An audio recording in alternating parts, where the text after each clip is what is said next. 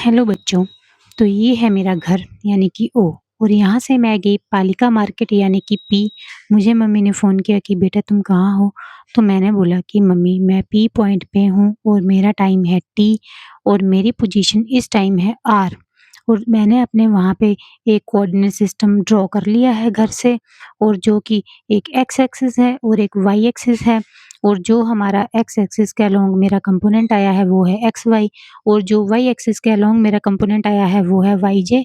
और इस टाइम पे जो मेरी पोजीशन है वो है X I plus Y J. ठीक है, तो ये है position vector R is equal to X I plus Y J. तो मिलिए इनसे, ये आएंगे आपको ग्रेजुएशन तक, आपसे ये मिलते ही रहेंगे। तो ये क्या है पोजीशन वेक्टर जी, इनको आर से डिनोट करते हैं।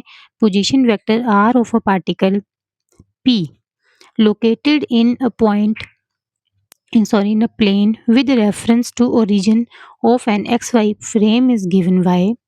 तो ये क्या है, पोजीशन वेक्टर आर है, तो ये कहाँ लोकेट होते हैं, एक्स वाई फ्रेम में। और इनको क्या बोलते हैं हम, ये जो हमने पिछला टॉपिक किया ना यूनिट वेक्टर से, वहाँ से आया है R is equal to X I cap plus Y J cap.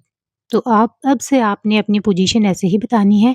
आपको कोई भी पूछे कि बेटा आप कहाँ हो, तो आप बोलेंगे जी मेरी पोजीशन है आर, जो कि किसके इक्वल है, एक्स आई प्लस वाई जे के।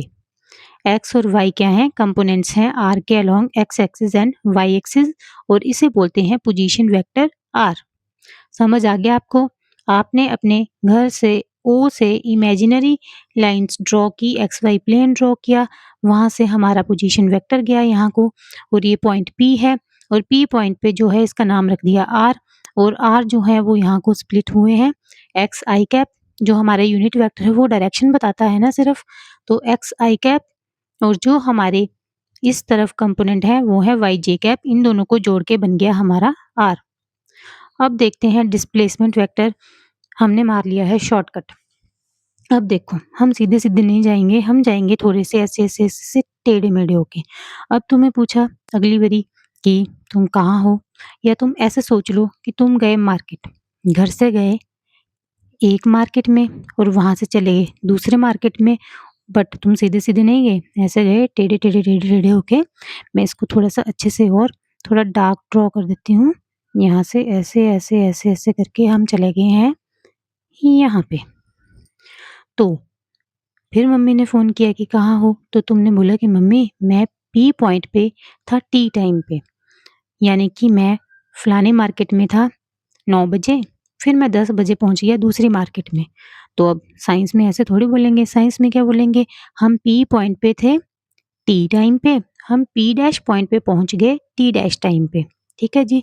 अब क्या करेंगे, यहाँ पे ऐसा स्ट्रेट था, यहाँ पे हमने कर्व बना दी।